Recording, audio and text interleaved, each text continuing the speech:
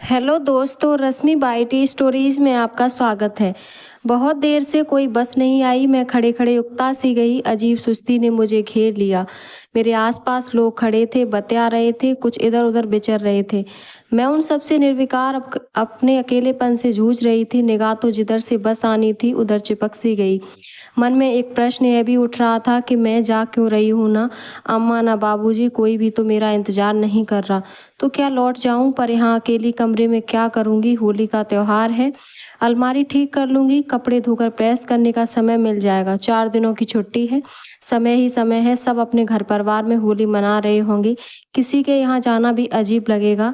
नहीं, चली ही जाती हूँ। क्या मसूरी जाऊं सरिता के पास? एकाएक मन सरिता के पास जाने के लिए मचल उठा।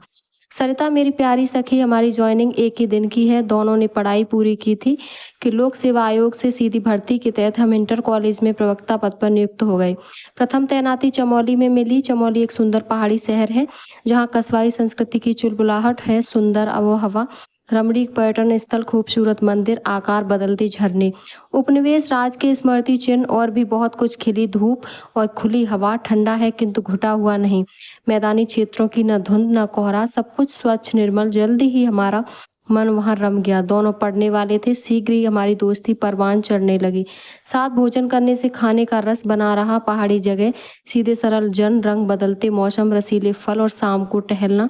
सेहत तो बनती ही थी। स्कूल की बंधी बनाई दिनचर्या के उपरांत कुछ शॉपिंग, कुछ बतियाना स्फूर्तिपूर्वक लगता था। अन्यथा स्कूल का माहौल, बाप रे! एडमिशन, टाइम टेबल, लगातार बाधन, होमवर्क, यूनिट टेस्ट, छमाही, सालाना कॉपियां, रिजल्ट, प्रतियोगिता, सांस्कृतिक कार्यक्रम, सदन, पत्रिका, संचय का अभिभावक संघ, बैठकें, प्री बोर्ड, बोर्ड परीक्षा, गृह परीक्षा, प्रैक्टिस।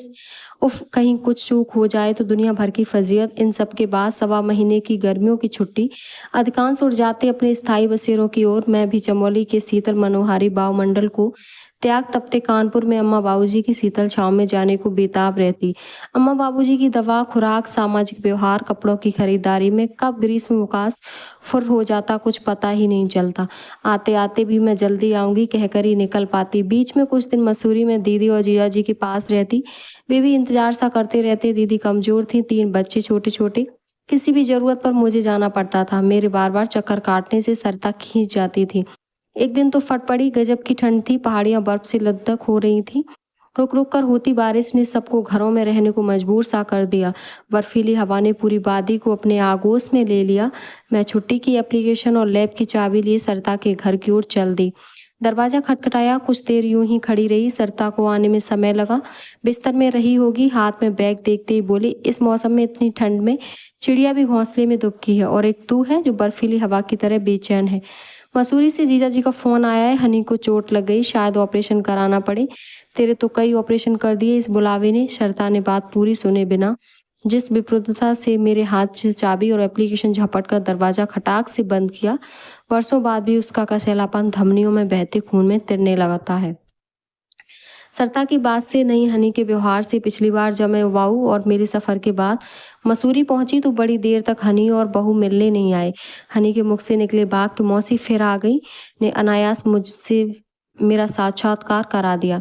ऐसा नहीं था कि उनकी आंखों में धूमिल होती प्रसन्नता की चमक और लुप्त होते उत्साह को मैं महसूस नहीं कर रही थी, किंतु मैं अपने भ्रमजाल से बाहर ही नहीं आ पा रही थी। सब कुछ बदल रहा था, केवल मैं रुकी हुई थी। सरिता ठीक कहती थी, निकल इस ब्यामों से। सबकी अपनी जिंदगी है, किसी को तेरी जरूरत नहीं। सब फायदा उठा रहे हैं अपनी सुध लिए। मुझे बेचैनी सी होने लगी। बैग से पानी की बोतल निकाली, कुछ घूंट पिए। इस बीच एक बस आई थी, ठसाठस भरी। मैं अपनी जगह से हिल भी नहीं पाई। लोग सरकती बस में लटकते चिपकते और झूलते चले गए। धीरे धीरे मुझे लगने लगा कि अम्मा बाबूजी की मुझ पर निर्भरता बढ़ती जा रही है। वे हर चीज के लिए मेरी राह देखने लगे। मुझे गर्व होने लगा अपने लंबे भाइयों का कद छोटा होते देख। उनको यह जताने में मुझे पुलक का अनुभव होने लगा कि मेरे रहते हुए अम्मा बाबूजी को किसी बात की कोई कमी नहीं है। उन्हें बेटों की कोई दरकरार नहीं। भाई भतीजे कुछ खिंचे खिंचे रहने लगे थे। भाभियां कुछ ज्यादा चुप हो गईं। पर मैंने कब परवाह की। बीच बीच में बाबूजी मुझे इशारा करते थे, परंतु मैंने बात को छूने की कभी कोशिश ही नहीं की। आज अम्मा बाबूजी नहीं है। बादलों का वह झुंड टुकड़े टुकड़े हो गया जिसे मैंने शाश्वत समझ लिया था। पहले बाबूजी गए 93 वर्ष की उम्र में भरे पूरे परिवार के बीच। जब उनकी अर्थी उठी तो सबने उन्हें अच्छा कहा। उसी कोलाहल में एक दवा स्वर यह भी उभरा कि बेटी को अनब्याहा छोड़ गए। कोई और समय होता तो मैं उस शख्स से भिड़ जाती, पर अब लगता है अम्मा बाबूजी बुजुर्ग हो गए थे, किंतु असहाय नहीं थे। उन्होंने मेरे रिश्ते की सरगर्मी कभी नहीं दिखाई, जैसे उन्होंने यह मान लिया था कि मैं विवाह करूंगी ही नहीं। मेरी समवयस्का सखी सरिता के घर से जब तक उसके लिए रिश्ते के प्रस्ताव आते रहते, एक रोमानियत उसकी आंखों में तहने लगी थी। बोलती तो जैसे पराग कर झर रहे हो, चेहरे का आकर्षण दिन पर दिन बढ़ने लगा था। वह मुझसे बहुत कुछ कहना चाहती थी, पर मेरे लिए तो जैसे वह लोक था ही नहीं। आखिर वह मुझसे छिटक गई और अकेले ही अपने कल्पना लोक में विचरने लगी। फिर एकाएक एक दिन उसने मेरे हाथ में अपनी शादी का कार्ड रख दिया। शरणे त्र्यंबके गौरी नारायणी नमस्तुते, मैं पंक्ति को पढ़ती जाती और अर्थ ढूंढती जाती। शर्ता खींच गई, मेरी शादी है, फुर्सत मिले तो आ जाना, मैं आज जा रही हूँ। मैं उसे देखती रह गई। शादी के बाद शर्ता बरस भर यहाँ और रही। उसके पति शेखर ने पूरा जोर लगा दिया। उसका मसूरी तबादला कराने में। शेखर वहाँ सर्वे ऑफ इंडिया में अधिकारी थे। कोशिश करते करते भी साल भर लग गया। इस बीच वे सरिता के पास यहाँ आते रहे। जब शेखर यहाँ आते तो मेरी एक सीमा रेखा खिंच जाती, परंतु सरिता मेरा पहले से भी अधिक ख्याल रखने लगती। कोशिश करती कि मैं खाना अकेले न बनाऊं। मैं न जाती तो खाना पहुंचा देती, बहुत मना करती तो दाल सब्जी तो जरूर दे जाती। शेखर के स्वभाव में गंभीरता दिखती थी, इसीलिए मिलने से बचती रही, लेकिन इस गंभीरता के नीचे सहृदयता की निर्मल धारा बह रही है। यह धीरे धीरे पता चला। अपने आप झिझक कम होती चली गई और उनमें मुझे एक शुभचिंतक नजर आने लगा। इसी दौरान शेखर ने मुझे अरविंद के बारे में बताया, जो उन्हीं के ऑफिस में मसूरी में कार्यरत था। एक सरकारी कार के बहाने उसे चमोली बुलाकर मेरी मुलाकात भी करा दी। अरविंद ने मुझे आकर्षित किया, अपने प्रति भी उसकी रुचि अनुभव की। शेखर और सरिता के दाम्पत्य के श्रृंगार का सौंदर्य देख चुकी थी। मैं विवाह के लिए उत्कंठित हो गई। सरिता का भी आग्रह बढ़ता गया। कई प्रकार से वह मुझे समझाती, अम्मा बाबूजी हमेशा नहीं रहेंगे, पीत पड़ हैं, कभी भी झड़ जाएंगे, फिर वे अपना जीवन जी चुके हैं, तू बाद में पछताएगी, सोच ले। ठीक है, अम्मा बाबूजी को मैं नहीं छोड़ पाऊंगी, पर इस संबंध में तो मेरे जीजा जी से बात करो। मैंने अप्रत्यक्ष रूप से अपनी स्वीकृति दे दी। सरिता हर्षित हो गई, जैसे उसे कोई निधि मिल गई हो। तुरंत फुरत उसने शेखर के जीजाजी से बात करा दी। जीजाजी ने जिस उखेड़पन से बात की, वह शेखर के उत्साह को छीड़ करने के लिए काफी थी। वह बात नहीं थी, कटास था। अच्छा, तो हमारी साली के रिश्ते की बातें इतनी सार्वजनिक हो गई कि आप उसकी कलीग सरिता के पति बोल रहे हैं। न किसी को चिंता करने की जरूरत नहीं, घर में विदिता के बहुत हितैषी हैं। सरिता अपने पति के अपमान से तिलमिला गई। रुआसी हो कहने लगी, विदिता, तेरे जीजाजी कभी तेरी शादी नहीं होने देंगे। अम्मा बाबूजी के बस की बात नहीं और भाइयों की हद से तू निकल चुकी है। तुझे स्वयं फैसला लेना होगा, पर मैं तो अपने बारे में कभी फैसला ले ही नहीं पाई। धीरे धीरे बात काल के गर्भ में समा गई। शेखर और सरिता ने फिर कभी मेरे रिश्ते की बात नहीं की, पर हाँ, उन्होंने मुझे मंसूरी में जमीन या फ्लैट खरीदने को 2-1 बार अवश्य कहा। विदिता, जमीन के दाम बढ़ते जा रहे हैं, तो समय रहते मसूरी में अपना मकान पक्का कर ले। अपना ठिकाना तो होना चाहिए। मैं चौंक गई और मैं मकान में पलटकर बोली, मसूरी में मेरे दीदी जियाजी हैं, एक जियाजी सहारनपुर में है। मेरे लिए मकानों की कमी नहीं। अब सब कुछ मेरी आंखों के सामने है। पिछली बार मसूरी गई तो सीधे सरिता के पास चली गई। सरिता प्रसन्न हुई, उससे अधिक हैरान।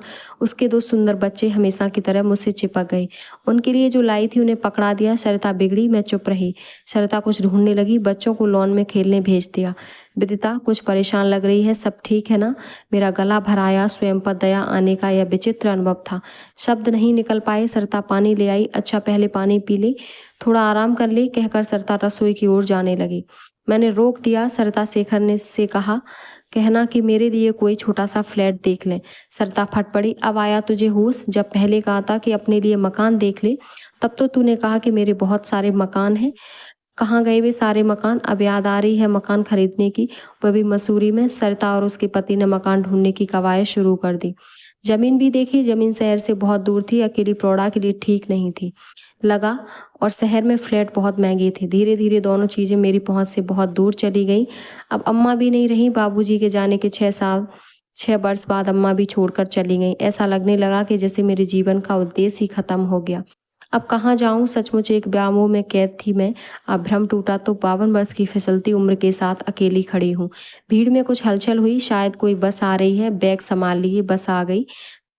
रेले में भी यंत्रवत सी बस में चढ़ गई। मंजिल हो न हो, सफ़र तो है ही। उम्मीद करती हूँ मेरी कहानी आपको पसंद आई होगी।